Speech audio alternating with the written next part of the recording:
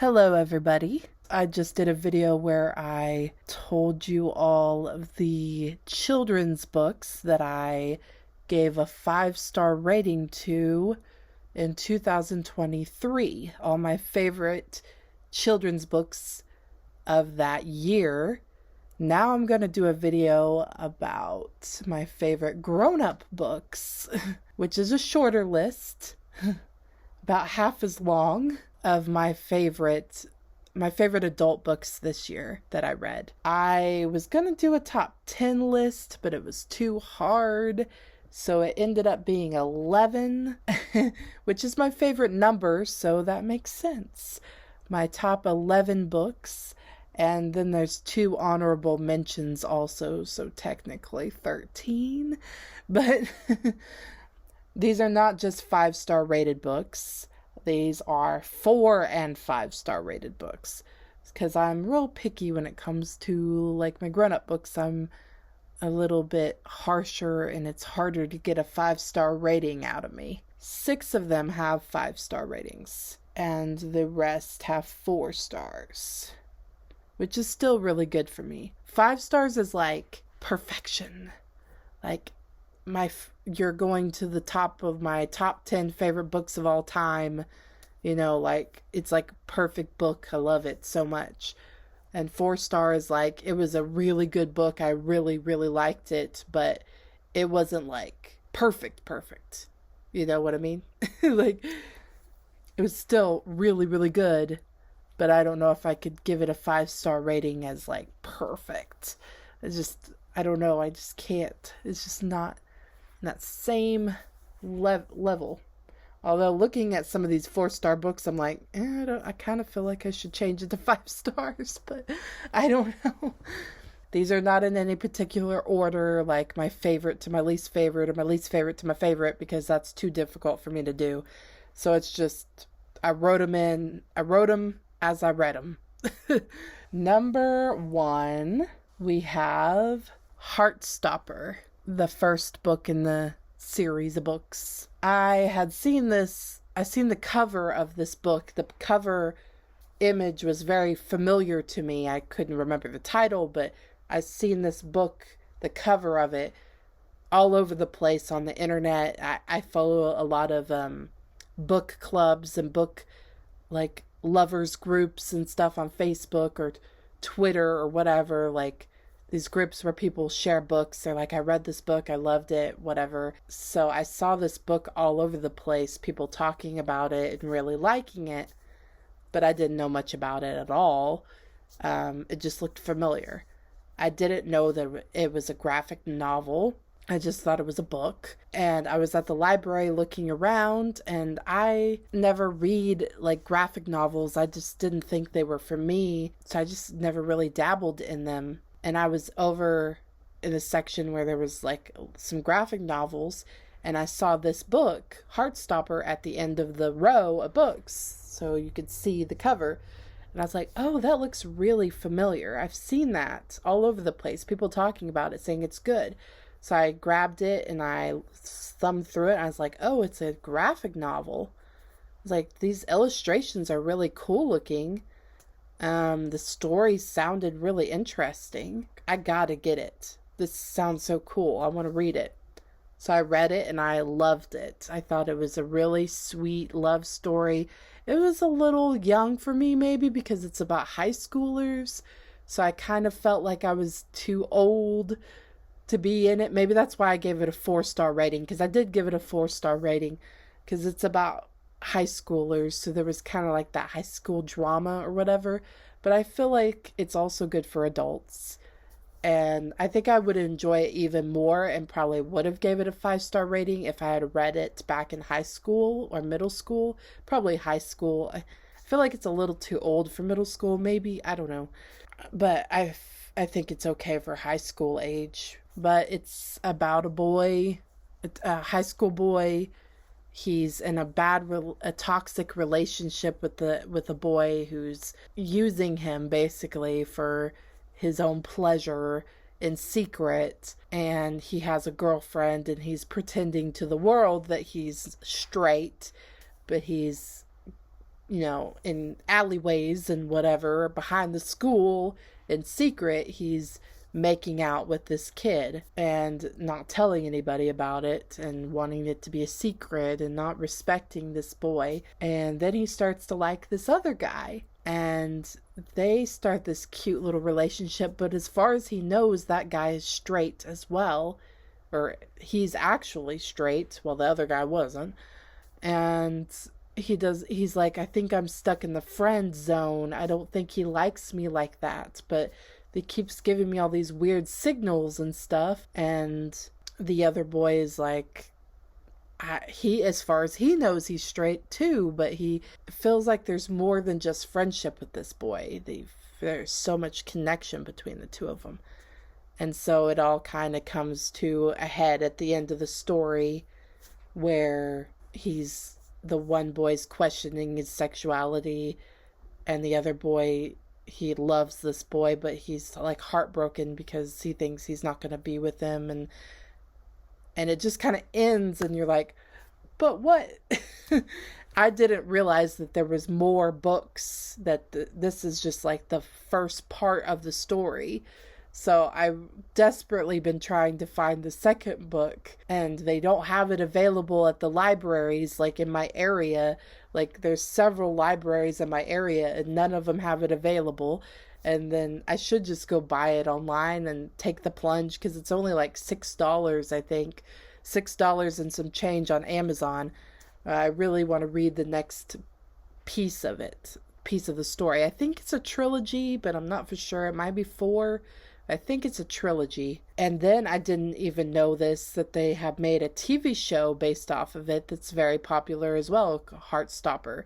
I had no idea about this either, so I want to watch the TV show someday. But yeah, this is one of the first, I don't remember which order I read these in, but I think this was like the first graphic novel that I read, and I really loved it. And then it kind of took me down a rabbit hole of graphic novels, and I'm still searching out graphic novels, and I would love to read a lot more. So if you have any suggestions that are like this, that are like graphic novels or anything like that, then let me know in the comment section, because I definitely would be interested. Number 2 is Queen of the Sea by Dylan McConis. This is a graphic novel that I just came across at the library. It was in the children's section in the graphic novels.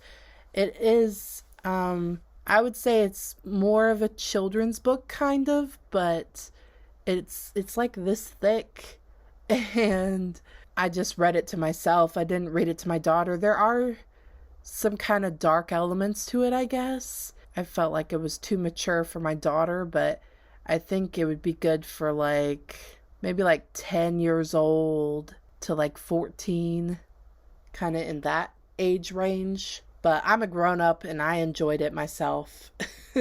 I just was attracted to the cover art, and I flipped through it, and I liked the the image in the inside, the pictures in the inside, and it sounded like an interesting story.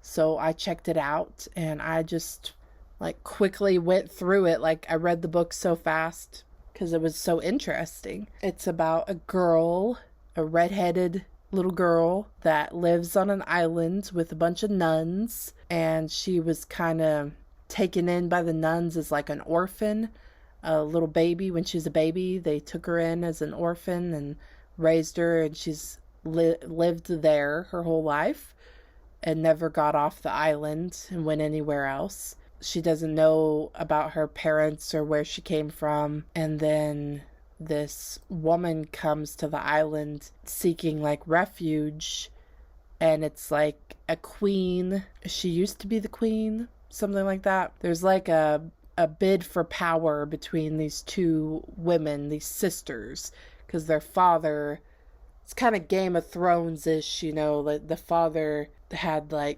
he was married to a woman, had a daughter with her, then he married a different woman, had a daughter with her, and they're all fighting for the right to the throne. And then this little girl who doesn't know where she came from, raised on this island with nuns, she may have there may be something special about her, and all of this stuff comes to light. And the book ended with kind of like cliffhanger, so I feel like there's got to be more stories, right? More chapters to this. But I don't remember if it does have sequels or not, but I would love to read them. I think it does, because I felt like it kind of left me hanging at the end, like what's going to happen next, and I was really excited to find out what happens next. Number 3, Stolen by Lucy Christopher. I own this book. It's a kind of a torn up old book. I think I saw this book online somewhere. I read the description. It sounded interesting. And I went like on eBay or something and bought an old copy of the book for probably like $2 or something, cheap, you know. Because I'm cheap when it comes to books, and I usually try to buy them for like a couple of dollars or something used. It's a snake. I really loved this book. I gave it 5 stars. The first 2 books, Heartstopper and Queen of the Sea, I gave 4 stars, by the way. I don't think I said that, but Stolen, I gave 5 stars. It was so well written, and the story was very interesting. I've always been interested in like Stockholm Syndrome and stuff like that. I actually wrote like a report, like, or an, what do you call it? A paper, forgot what it's called, essay, something like that, when I was in high school about Stockholm Syndrome. And I don't know, I don't really think that's what this book is about, but it's kind of similar to that. I wouldn't say that she had Stockholm Syndrome though, because she doesn't. It's like she could have potentially, but she didn't. She like overcame it. I think a lot of people would have got it in this sort of situation, but she didn't. The girl in the story, Gemma. So it's about this teenage girl named Gemma. She's at the airport with her family on vacation. I think they were going to some kind of Asian country, maybe Taiwan or something, Beijing, I don't know. And she breaks loose from her family, and she goes gets a cup of coffee, and she comes across this guy who's like really good looking guy, older than her though, probably in his 20s or something. Very good looking guy, and he's like flirting with her. And she's like, I know that I should probably like stay away from this guy, but like she kind of likes him, kind of trusts him or something. And he ends up spiking her drink, and then she's kind of like in this fog, like she doesn't know what's going on. She's out of it. And he like drags her into a bathroom and changes her clothes and puts like a wig on her and makeup on her and stuff, and changes the way she looks. And then he takes her onto a different plane, and she wakes, like the next thing she kind of remembers is he like puts her in the back of his truck, kind of like in the trunk or whatever, and she's like traveling back there, kidnapped, taken, and she doesn't know where they're going, what's gonna happen. And he takes her out to the middle of nowhere in Australia, in the outback, away from society, way out in the middle of nowhere in Australia. And he has built himself a little place, like a house and some sheds or barns or whatever, and he has some chickens and like a chicken coop, and he has like a garden and supplies built up, and he's been putting all this together for a while so that he could go out here and live off the grid. And he wanted to kidnap a girl so she could be with him and he could have his, company and a girlfriend or whatever for all the other reasons. And he wants to like basically make her fall in love with him by, using like Stockholm syndrome or whatever. Like, you can't go anywhere, you're stuck here with me, so, might as well get used to it. But he's like respectful of her, kind of, and like he's not like, grabbing her and forcing her to do stuff. He's like, he's being nice, polite, sort of, and respectful and stuff, and not, it's like he's just trying to be her friend. It kind of reminds me of the classic novel The Collector by Fowles. I can't remember the first name. John Fowles?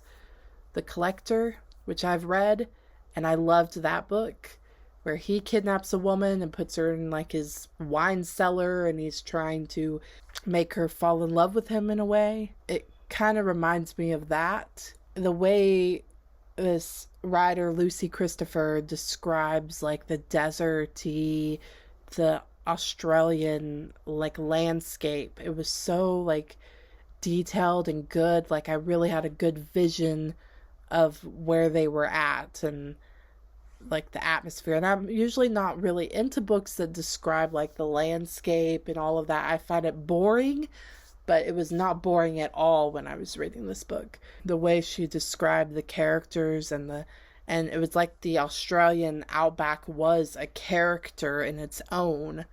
It was a big piece of the book. I can see how it wouldn't be for everyone. They'd be like, I don't want to read a book about a girl being kidnapped and held against her will and the guy's trying to be all charming, and like, I'm not into that sort of thing. But I thought it was a really good story. Then we got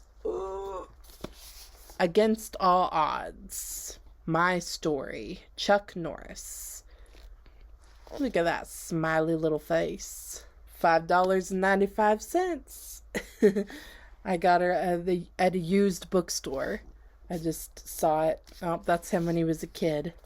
He's a pretty cute little kid, huh? I like Chuck Norris. I grew up watching Walker, Texas Ranger. It was like a big part of my childhood, like every week on, I think it was like the weekends, maybe Friday nights or something, or maybe it was Saturdays, I don't know. Walker, Texas Ranger would come on, and I'd gather around the TV and watch it with my dad and my brothers and my mom. It was so entertaining. It's like really cheesy TV show, but it's like, it's nostalgic, He always fought the bad guys. It was kind of reminded me of like Steven Seagal movies or something. He's the good guy. He always fights the bad guys with his fists. He he has a girlfriend who's always like the damsel in distress, and he has to go save her, and he has his partner, what's his name, Trebek? I think his name was Trebek. It was a weird name. I always thought it was a weird name. And then he's got like the place he always hangs out at. It's like a restaurant or a bar or something. I think it's like a bar he always hangs out at, and the bar owner is like his friend, and it's just a good, wholesome old TV show. But other than that, I didn't know much about him personally. I had heard he was born in Oklahoma, but I wasn't for sure, and that's my home state. But he was born in Oklahoma, but he kind of went back and forth a lot throughout his childhood, like to California, back to Oklahoma, California, kind of moved around a lot.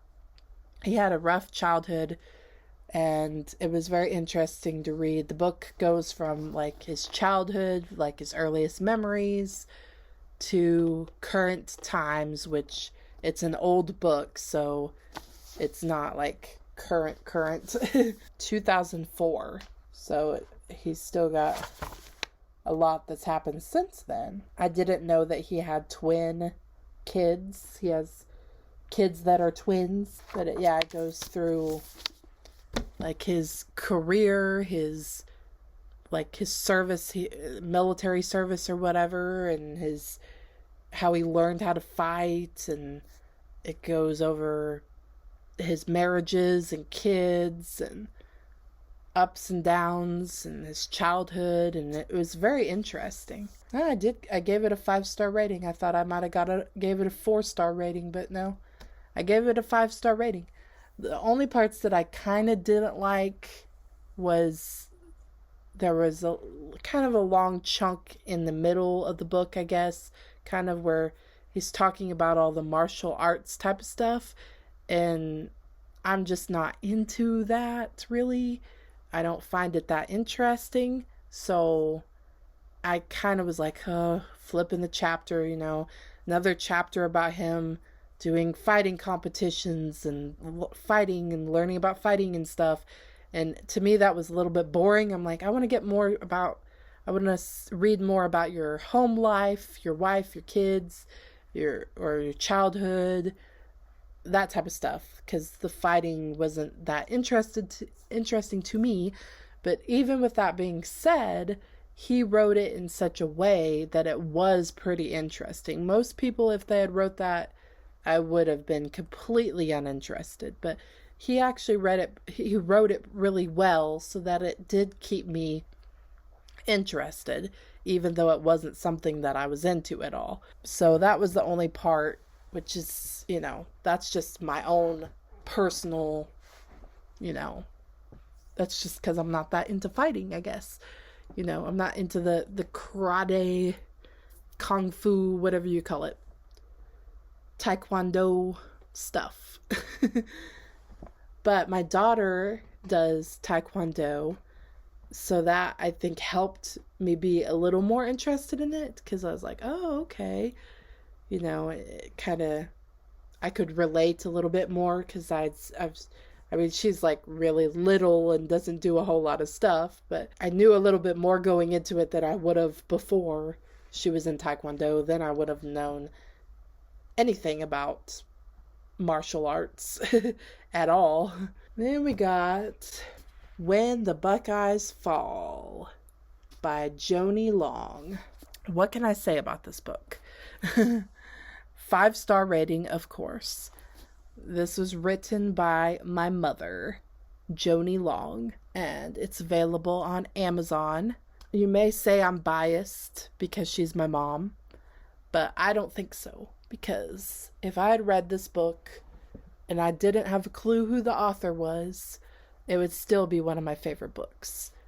It's just the type of story I'm into. It's very well written, and I just loved it.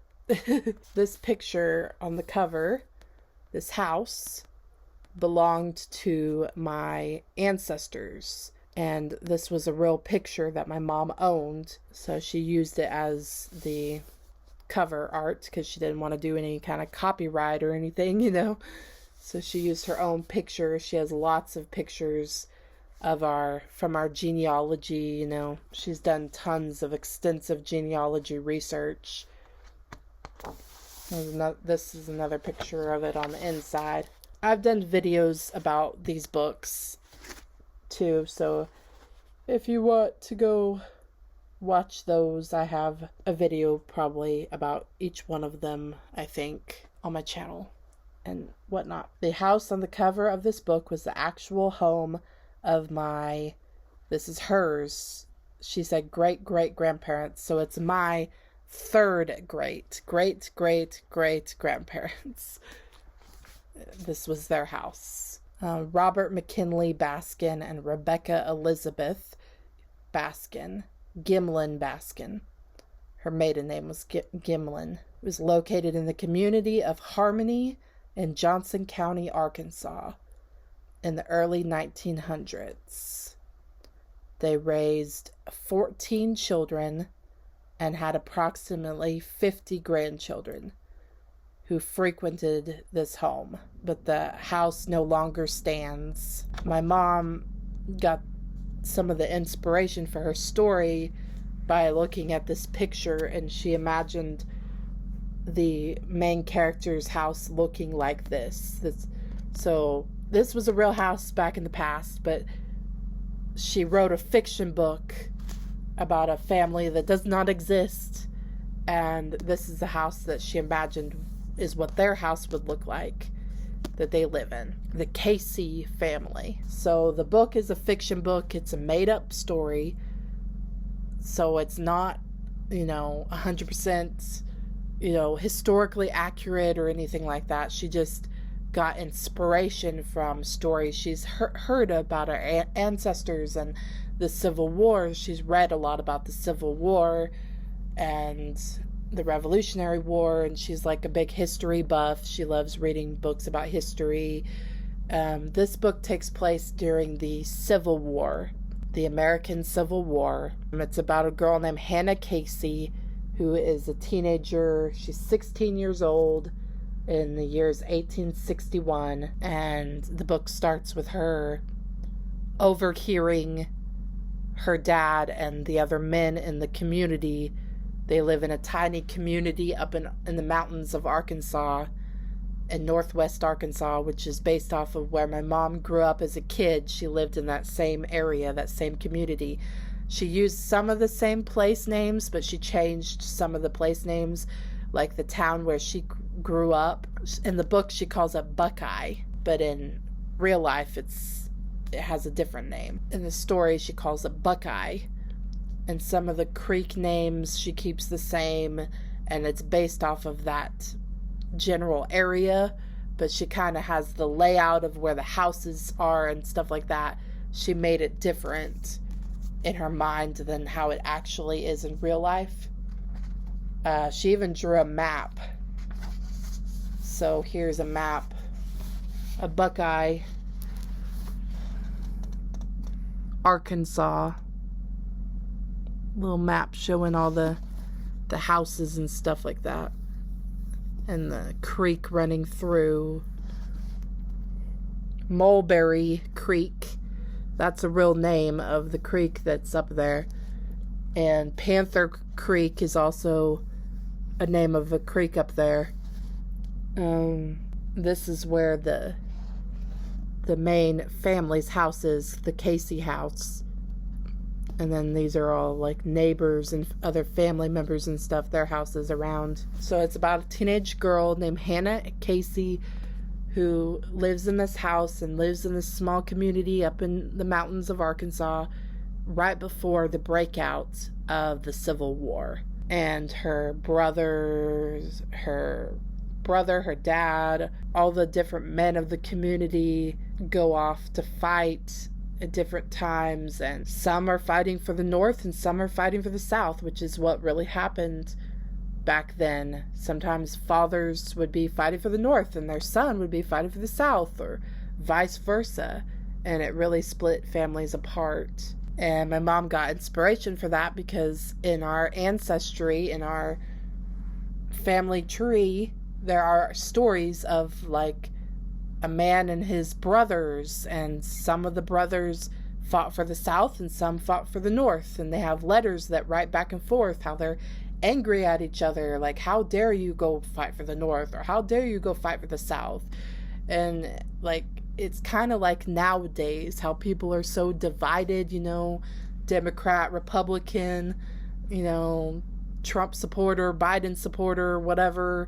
Like, people are so divided about stuff. That's how it was back then in the Civil War times as well, which scares me because I feel like, if we don't be more like open-minded and communicate with each other and stop being so divided about everything, then we'll end up like they did back then in the Civil War times, with the North and the South, the Confederates and the Yankees,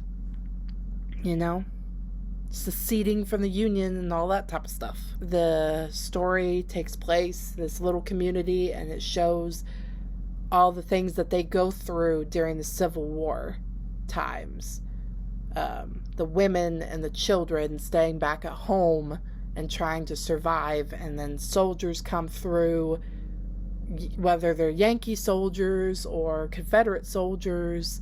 They live in the South, so to them, the Yankee soldiers are more of the bad guys, but it also shows how Confederate soldiers could be just as horrible as the Yankees were.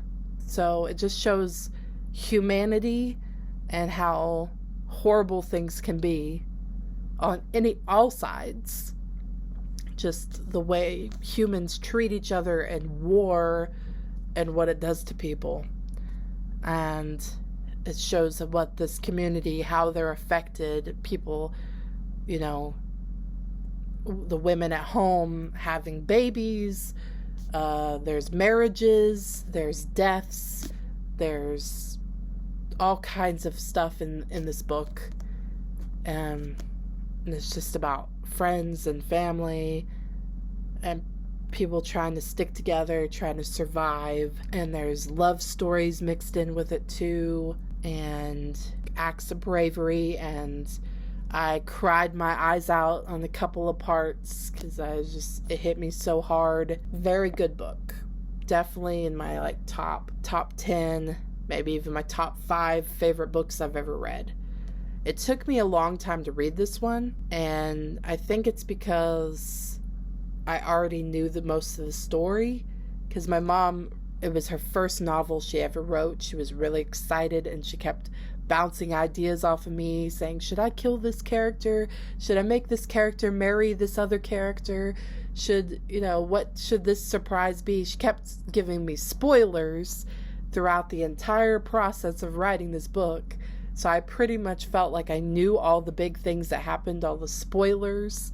And if I hadn't known them, I would have been really into the book. But because I kind of already knew the story and knew all the big plot twists and things and spoilers or whatever, it was a little hard to read because I was like, I already know what's going to happen. So I enjoyed the fact that she was asking for my opinion on a lot of things, and she was, filling me in on the writing process and telling me stuff. But it made reading the book a little more difficult because I'm like, I already know what's going to happen. Now, the second book, which is also on my list and also is 5 stars, is At the End of Oak Alley. This is the second book, and my mom plans to make it a trilogy. So she plans to write a third book, but she hasn't wrote it yet. She doesn't know quite what she's going to do with it yet. I think she's working on it right now, but she hasn't told me anything about it. Because after the first book, she kind of learned her lesson. And the second book, she didn't tell me near as much. She told me a couple of things here and there and asked my opinion, but she, for the most part, kept the book a secret from me. Or she didn't tell me about it. So when I was reading it, I was so much more into this book. And I just kept turning pages.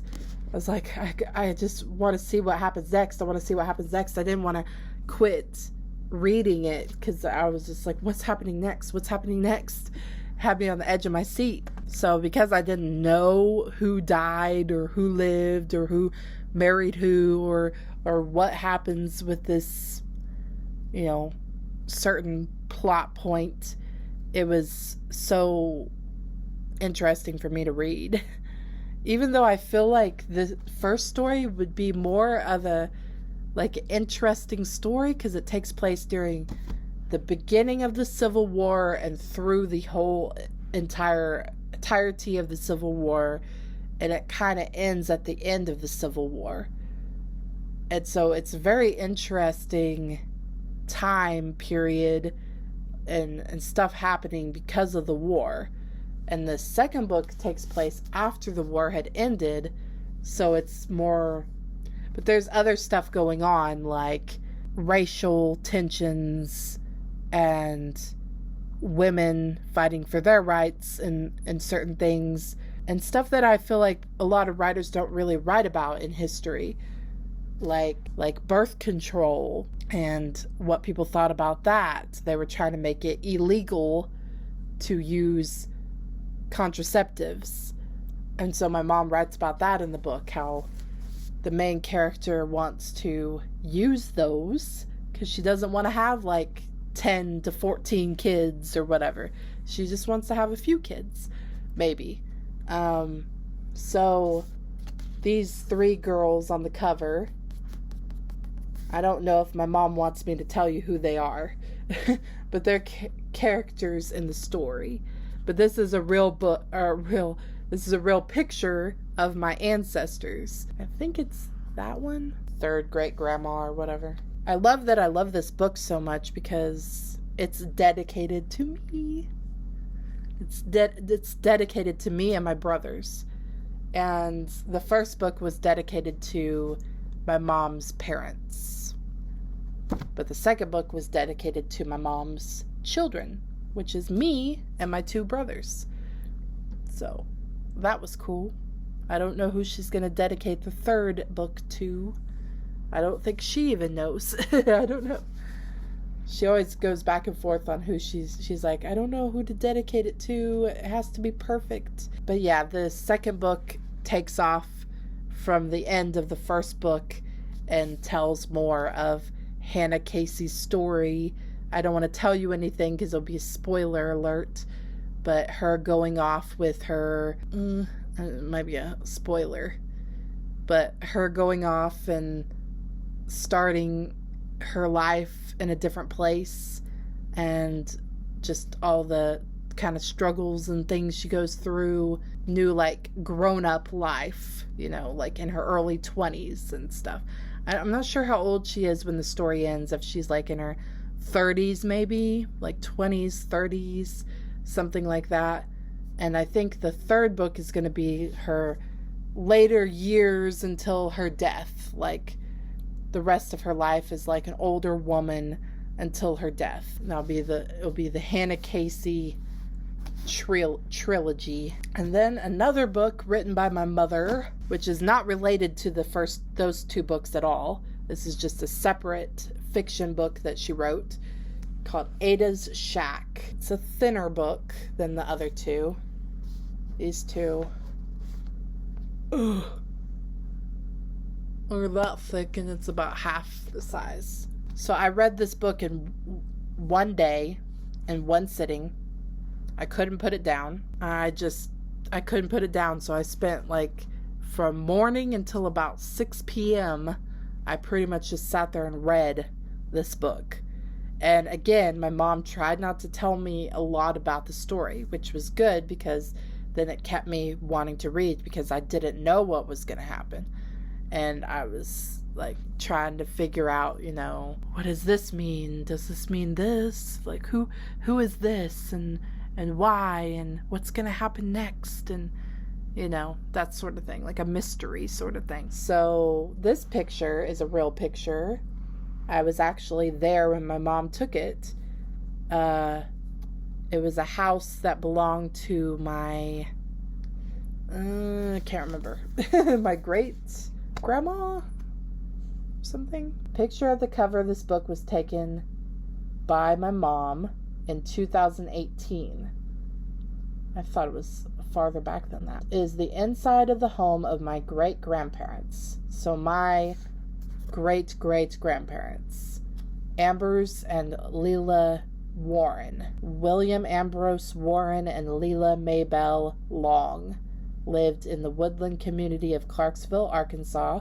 They raised 12 children in this tiny little house, losing 3 of them when they were young. And it's a tiny little house. We went to it. We found it out in the woods. It was like out in the middle of nowhere. Like there was cow pastures out there, and it's this old house.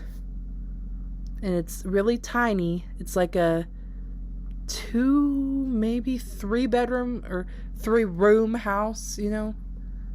I can't remember if it has 2 rooms or 3 rooms. You could still see the chimney sticking up. It was falling apart, but we went inside of it and looked around. And my mom said, that would be perfect for the story that I'm thinking of doing, Ada's Shack.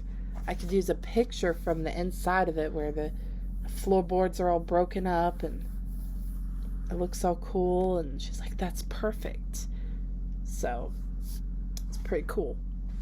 Anyways, Ada's Shack is about a lady that lived in a little shack, and she was pretty reclusive. And the story starts off with this woman named Laura, I think. Is her name Laura? Yeah, Laura. And it takes place back in the 80s, I think. So back in the 50s, when she was 17. Or no, now she's in her 50s. I'm confused. So it's about a lady named Laura who's in her 50s. She was married, but her husband died. She has some kids that are all grown up and have their own families. And she's kind of feels like she's in a rut in her life or something. Like something's missing. She has like a week off of vacation from her work. So she decides to go. She's like, I don't know what to do. She just starts driving. And she finds herself driving back to like her hometown where she grew up as a little kid. As she moved away when she was 17. Just kind of suddenly, her parents moved her away. She had been friends with the neighbor kids at the time when she lived there. And so she drives to where her old house is, and it's still standing there. And her neighbor's house is still there. She's like, I wonder if that little shack is still there where this lady used to live, and we called her a witch, and we would throw rocks at her house. And she was like this weird old lady that was like a recluse, and she lived in that little house, and she like never left the house. And we don't even know how she like got groceries or anything, because she like just stayed in that little house and didn't have electricity and just kind of lived off the grid out there. And she goes down there, and the little shack is still standing, but it's like falling apart. And she goes inside of it to explore, and she finds something under the floorboards. It's an old, like a little metal box, a little lock box, and inside of it is a journal that was written by the lady that lived there, Ada. So she starts reading this journal, and she finds it fascinating. It's this lady that lived there, the reclusive lady, that her name's Ada, and she's telling her life story and all the things she's went through. And while she's doing that, she thinks, I feel like I need to read the book inside of this shack where she wrote the book. She's like, I feel like I can't take it outside of the shack and read it at my hotel room, or take it back home and read it at my house. I feel like I need to read the whole take my time, take it in, read it slowly, take my time, and read the journal inside Ada's shack. So she stays there for like a week, stays in a hotel at night, comes back during the day, and she sits in the shack and she reads this journal and reads the next section, and she finds it so fascinating. And this poor woman had such a hard life, and so much tragedy happened to her, and she's like, I can't believe that we just threw rocks at her and we didn't like get to know her. And like I should have went and talked to her and treated her like a human being, because she's like, I'm falling in love with this woman. Like I love her. Like I feel so sorry for her, and she's such a strong woman, and she's had such a sad life, and I just wish I had have not judged her and got to know her and actually was like a friend to her, because she needed one in her life so badly. And it's just such a good story. She finds out a lot about herself too. She thinks back on her childhood memories, and she went through a lot of trauma and abuse and stuff as a child, and she's trying to just figure it all out. And she meets the neighbor boy that she kind of liked back in the day. She meets him. He's a grown-up now, and he was married before but now divorced or whatever, and there's kind of a love story thing going on between those two, and it's just such a good book. I'm not biased, I swear. But it's also available on Amazon. All of my mom's books are available to buy on Amazon. You can get ebook form or paperback, but she has so many like 5-star reviews and stuff from other people that they're not like our friends and family necessarily. They're just like people that we don't know that read the book and said that they loved it so much, and they left her really good reviews. My mom's almost like a little minor celebrity up there in that area where the books take place. Like the other two books, these two books, where they kind of take place. She goes up there and everyone's like, "You're the one that wrote that book. You're the one that wrote that book." And like she has strangers coming up to her when she's eating at a restaurant, and they're just like, "Oh, you're the writer of that book." Like, now Ada Shack, she doesn't. My mom said purposely she doesn't tell where she's supposed to be at. Like, she doesn't say where the location is. It's just made up. Like, she doesn't say, I don't think she tells the names of the states or anything like that, or city names. I don't know. I don't think she does. She said she just wants it to kind of be like up to the reader's interpretation where the book's supposed to take place. You know, it's just a fictional world. Okay, I'm taking a long time. Not as many books, but I'm talking about them way more. Okay, this book, The Princess and the Grilled Cheese Sandwich. I saw this randomly online. I don't know if someone like said they liked it or something, did a review on it. And I was like, I was attracted to the title and the cover art. And I didn't even know really that it was a graphic novel, I don't think. I didn't really pay much attention. I didn't know much about it. I just was attracted to like the title and the cover art. And I just kind of blindly was like, I want to read that. Because I like weird titles. I like weird cover art. Whatever. So I bought it randomly online. I think I ordered it off Amazon maybe. And when it came, I started flipping through it, and I was like, oh, this doesn't just have pictures. This is a graphic novel. Like, it's all pictures. I thought it might have pictures with it, but I just thought it was like a story. I didn't know if it was kiddish or if it was more grown up.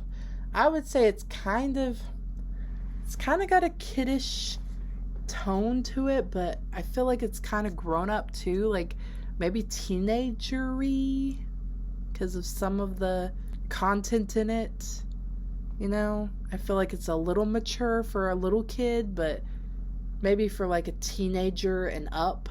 But yeah, it's a pretty cute story about this girl that her father's dying, and he says because she's a girl she won't inherit any of his stuff. If he was a boy, she would have.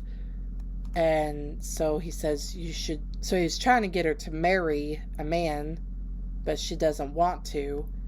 And she says she's not even like attracted to men. She doesn't even want to be with a man. She's a lesbian.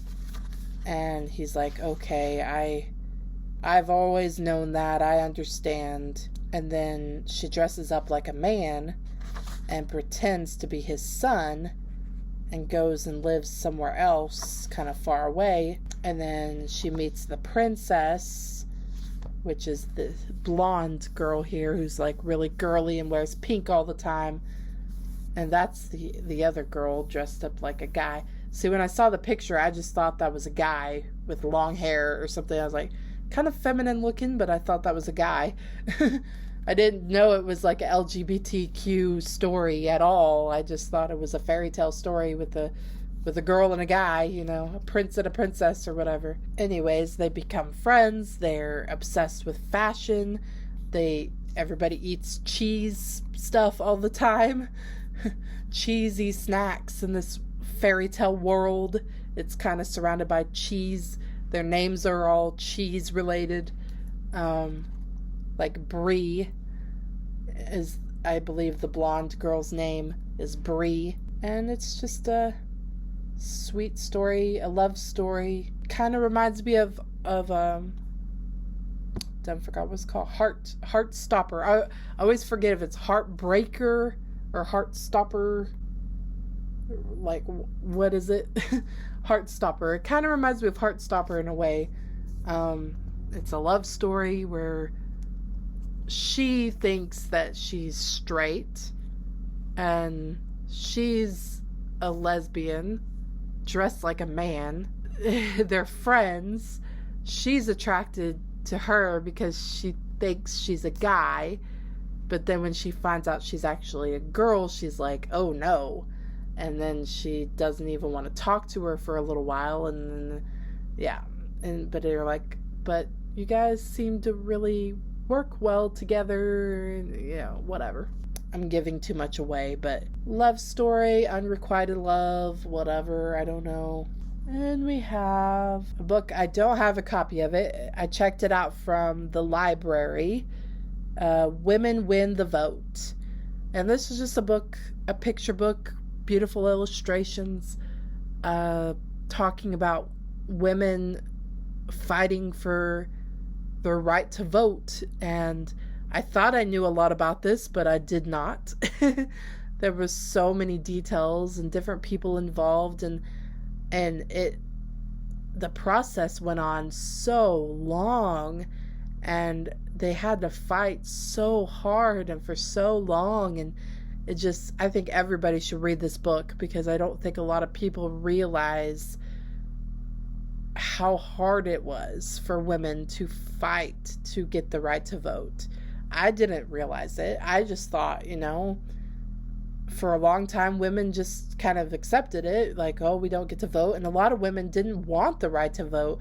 They actually were like, why should I vote? I'm fine with the men voting for me, whatever. And then women just started to think, maybe, like, I do want to vote. And then there was some really headstrong women, feminist type of women that were like, I want to vote and I want to fight for this. Well, most women were just kind of like, I'm just gonna accept it. It's just the way things are, you just kind of get used to it. But then it just started spreading and getting stronger and stronger. It's crazy what they went through and how hard they had to fight for something that seems so simple and so obvious. Like, of course women should be able to vote the same as men.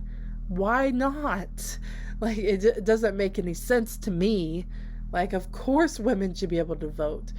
But back then it was like, this is absurd. This is an insane thing that you're asking for, that you're fighting for. It doesn't make any sense. Why would women vote? It was very amazing to hear, and so sad, because a lot of these women that fought so hard for this, they died before women got the right to vote. So they never even got to vote, and they never got to see it happen. And they fought so hard for it. And that's what makes them so amazing, because they fought for the future of other people. And if it hadn't been for them, who knows how much longer it would have taken before women got the right to vote. So these women who sacrificed so much and worked so hard to let future girls and women vote, and now people take advantage of it and or don't take advantage of it, which makes me so sad, because do you know how hard people fought for that right? And then a lot of people just don't even vote, don't even care. I voted every single time I could vote I'll admit I'm kind of lazy with the other stuff. I haven't voted every time for all of the things, but for president, I've voted every single time. And I hopefully will be able to vote every single time for the rest of my life for the president. It makes me proud when I go and vote. I take my daughter with me. She asks me a million questions. I give her the sticker that says I voted. It was funny. Last time I went to vote, we're staring at the wall and there's all these posters everywhere and stuff. And she's like, what's that mean? What's that mean? Blah, blah, blah, blah. And I read about, like, that says Democrat, that says Republican, that says independent or whatever. And she was like, I'm a Democrat.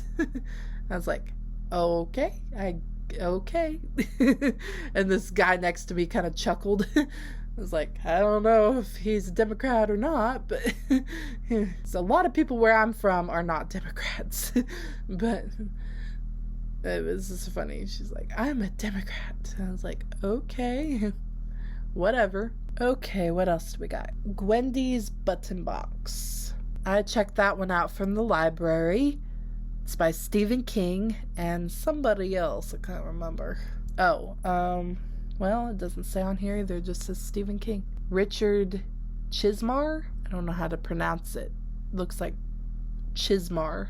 Supposedly they wrote the story together. They kind of both wrote the story together. It wasn't solely Stephen King. But anyways, I was at the library just looking around at random books, and I saw this book in the bookshelf, and it caught my eye. The illustrations on the cover, I thought it was really cool looking and different. I was like, what is this? It says Stephen King on it.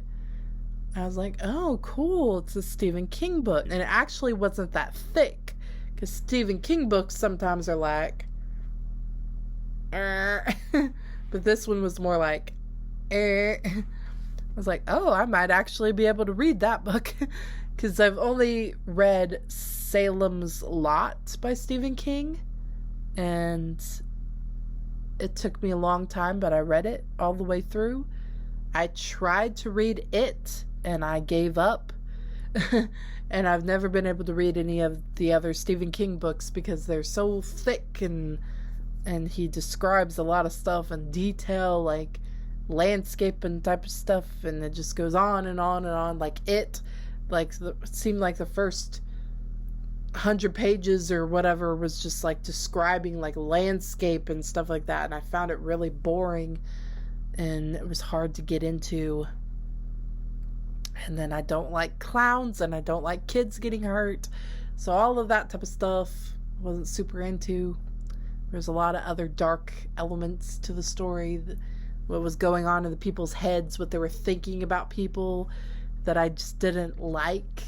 And I was like, I'm not enjoying reading this. So I stopped. But I really liked the story. It was weird. I gave it 4 stars. But I liked it. It was different. It was one of those stories you think about for a long time, and it kind of sticks in your head. And I'd like to read the sequels sometime. I didn't know that there were sequels when I read it. Luckily, this is the first book in the series. But there are, I think, maybe 2 more books in this, 2 or 3 more books maybe in this series. I don't know if the other books are going to be as good. I feel like, I don't know. I kind of feel like the first book was good as a standalone, maybe. But I am curious to see what happens next. It didn't kind of leave me with a cliffhanger like some books do, where you're like, okay, I gotta read the second one. I felt like it kind of would be a good standalone book by itself. It's hard to explain the story. Gwendy's Button Box. It's about a girl named Gwendy.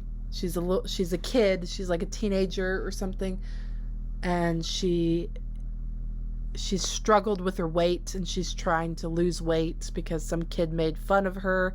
So she's running up these steep stairs that lead to this park, and there's this guy sitting on a park bench, a stranger she's never seen before. He looks weird, and he has like a weird hat on his head, and he starts talking to her, and she's like, I shouldn't be talking to the stranger. But she keeps talking to him, and he's like, I got a gift for you. And he gives her this little box with like buttons on it, different colored buttons. He tells her it's like a special box, and he thinks he's been watching her for a while, and he thinks that she can handle keeping the box safe for him, and only certain people in the world would be good at keeping this box safe or whatever. And the different buttons do different things, and he doesn't exactly say what the buttons do if you push them exactly, but it's like she feels like she just kind of knows, and all the different colors represent different like countries or continents or whatever. Like one's for North America, one's for South America, one's for Africa, one's for Europe, one's for Russia, one's for Australia. I don't know.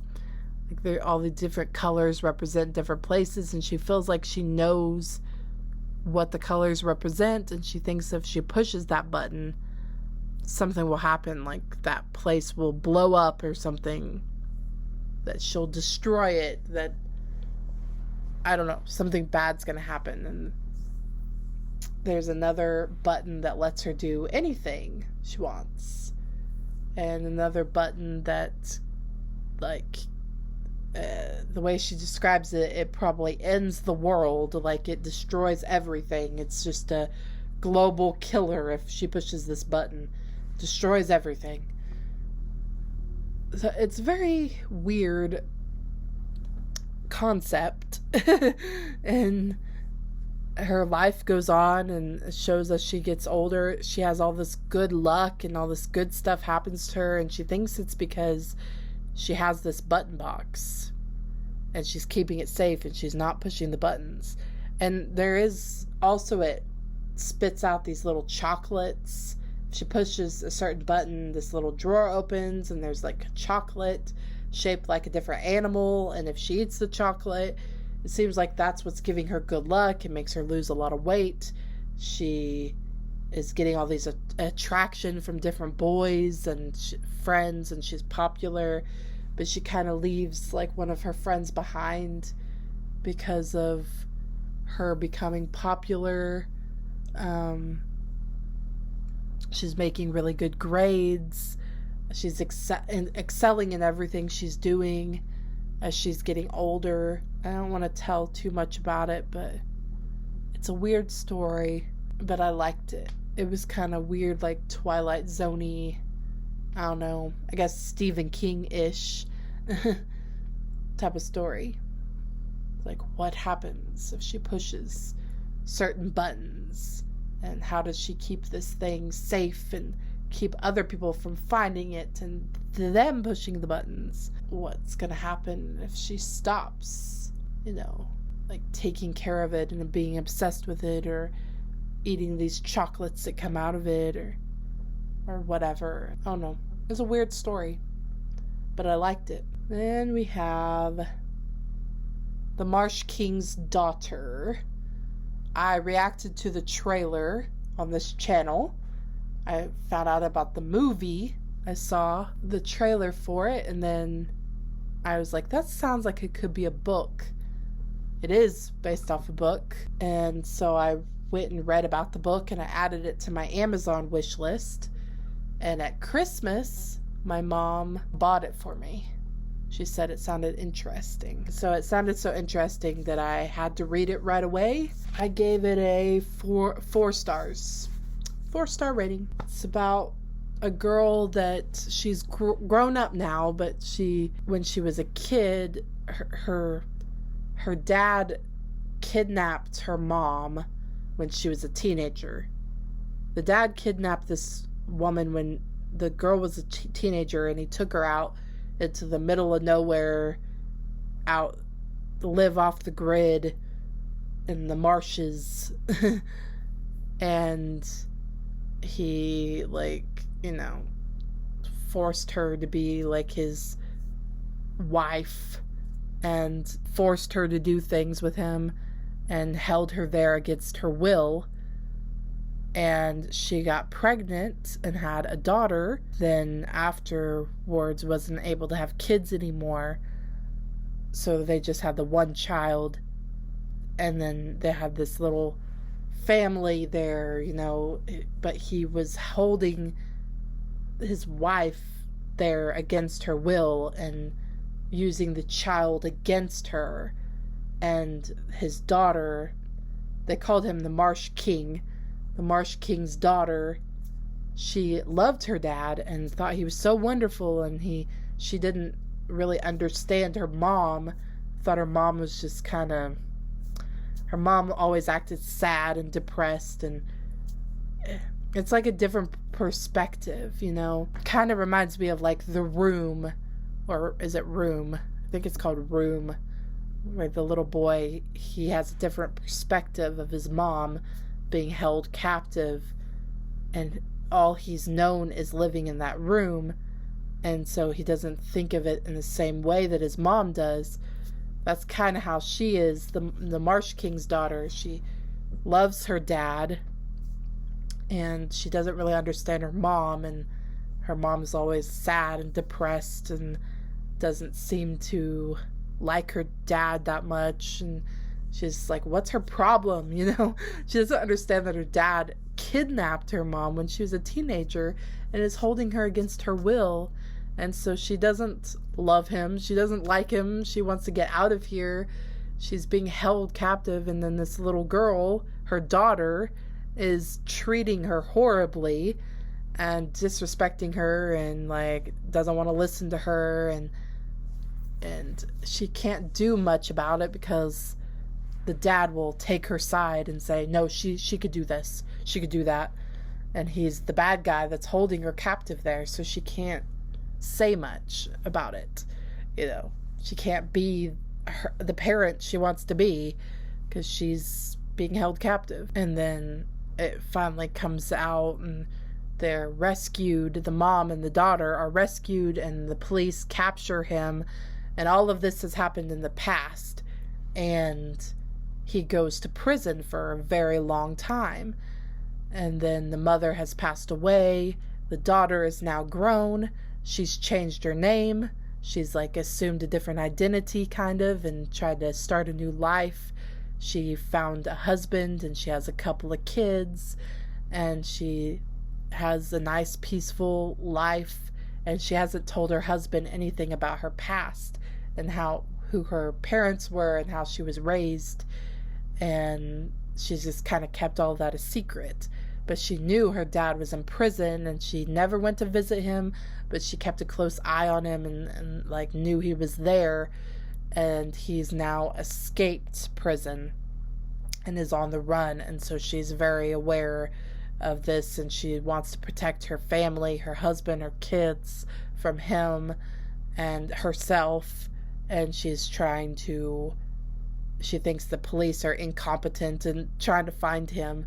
She's like, I'm the only one that can probably track him down and find him. And so she's kind of going on the hunt for her father and trying to track him down and trying to bring him back to justice or kill him, whichever way she has to do it, and try to protect her family from him. A really good story. It was very interesting. I didn't want to put it down. I just kept reading. I was like, I don't want to quit reading. I didn't read it in one day. It took me longer than that, but still was like every chance I got, I was like, I want to read some more. I want to read some more. So that's the 11 books. And then I have 2 honorable mentions. One of them is Beauty and the Beast. I'm a sucker for fairy tale retellings, and Beauty and the Beast is my favorite. It says a frisky fairy tale. I didn't notice that at the time. Frisky. I didn't know exactly what it was. I figured it was kind of a grown-up-y version, but I hadn't paid much attention to it. I didn't know that it had like kind of explicit, sexy stuff in it. Like it goes into detail. It's not for kids. It's not kid appropriate. It's really thin. I was like, man, it's a tiny little book. I just had it on my like Amazon wish list along with a million other books. And I'm a part of this Facebook reading group. They just changed like the name of the group, so I can never remember what it is. Oh, Sugar and Spice Book Club or Book Lounge. Sugar and Spice Book Lounge on Facebook. And they started doing this thing where they said the most active member on the Facebook group, the person that's commenting the most and posting things the most, will win this like contest every week. And if you win, then we will post your Amazon book wish list onto the page for a week and promote it and try to get people to buy you books off of it. So I won once and they did it and I got maybe 4 or 5 books off the list. And one of the ladies bought me this book off of my list. And she said, I'm curious to know how this one turns out. But yeah, it was basically the story of Beauty and the Beast, but there was some different changes to it. And unfortunately, the story ended abruptly, and it didn't have like a concise ending. It wasn't like the end of it. It was like to be continued ... And I realized that this is only number 1, and it's like the first part of the story, and there's like 5 of them, so it's like one story, but it's broke up into all these tiny little books, which is smart on the author's part, because they can get more money that way, because it costs like as much as a real book for each one of these things, and you have to get all of them to complete the story, which I think is bull. I gave it a 4-star rating. It was spicy, but in a way that I liked, because it was saying what the beast was thinking in his head. It wasn't like he was actually like doing anything, which would be kind of creepy, like bestiality a little bit. But I'm thinking that the way the book was going, that it might be going to that point eventually. It was telling what he was thinking in his head about Belle. Sexy thoughts, and it was pretty explicit. But other than that, it was basically the story of Beauty and the Beast, which I love, so I liked that. Belle is kind of different. Her personality is a little bit different in this, I think. A little more stronger willed, bossy. The Beast is more horny, I think. Of course, you never get to know what's like going on in his head. So this is probably the first book I've read where it shows what the Beast is thinking in his head, you know. So maybe he was thinking all those perverted things from the start. I don't know. Anyways, it was a quick read. It was enjoyable. And the other book, I don't have a copy of it, but it was from the library, The Daughters of Wise. I don't know if that's how you say it, Wise. Just a Y and an S. The Daughters of Wise. That's how I said it. It's a graphic novel. Checked out from the library. I was attracted to the cover, and I didn't know anything about it, and it just sounded interesting. Is about these 2 sisters, and it was like a fairy tale land, and I guess it's based off of an old fairy tale, but I never heard of this fairy tale before. These 2 sisters, and their dad's a king, and they're fighting for power, kind of, and it's like a lot of crazy stuff going on. It seems like it would be a kid's book, and I think it was even in the kids section of graphic novels, but it had some dark elements and some sexually explicit types of content that I feel like would not be appropriate for little kids, maybe teenage and up, because it talks about them kind of like having sex and stuff like that. It doesn't go into major details, but it just doesn't seem very appropriate for kids, if you ask me. But yeah, it was a very interesting story, like a fairy tale that I had never heard before, and I didn't know what was going to happen next and what to expect. So it was very interesting. I gave it 4 stars. So that's it. That's all the books I read this year that I gave 4 or 5 stars to, and I really enjoyed. And so that lets you guys know if you're interested in finding a story that may be good. You might not like it, I don't know, but I liked it. So let me know in the comments if you've read any of those or anything. What was your favorite books you read this year? You know, I'd love to hear it. Please like, subscribe, and have a nice day. Bye.